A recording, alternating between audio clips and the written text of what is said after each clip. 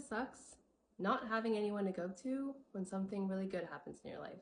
I talk a lot about not having support during hard times when you're no contact from a toxic family. But something that I feel like people also don't talk about is how shitty it is to have something good happening in your life, an accomplishment or something that you achieved or something that you're celebrating, and to also not have anyone to share that with. Because people who have healthy, loving families that are for them and that support them, they take for granted how nourishing that is as a human to have people to be like, hey mom, hey dad, I just did this. And to have people be like, oh my gosh, I'm so happy for you. I'm so proud of you. Like, that is just not an experience that you have when you come from a toxic family, especially when you're no contact and you cut them out of your life because you had to.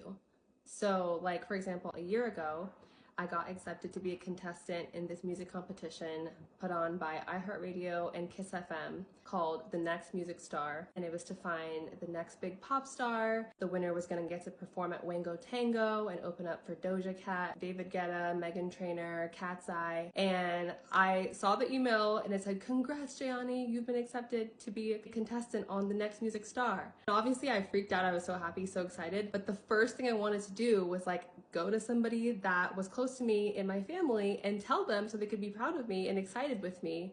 And then I realized, ugh, I don't have that. In fact, that would actually be something that would cause my parents to be irritated and not happy for me because they were not happy for me in general. They didn't want me to succeed. They actively worked against me succeeding in life, especially with my music dreams and my dreams to be a singer. And me becoming successful, unfortunately, because they're cuckoo, fucked up in the head, would not be seen as a good thing, you know? And so it's crazy because like people don't realize how just those little moments of being celebrated and supported by people who love you and having people to share in your happiness and your achievements and your accomplishments are so meaningful. And when you don't have that, it's like, it's almost like the positive experience feels like there's something missing, and it just feels, and it feels very lonely, you know, because what's the point of accomplishing these things in your life if you don't have people to share it with, if you don't have a support system of a family and a community around you that are happy for you, that are happy with you, that can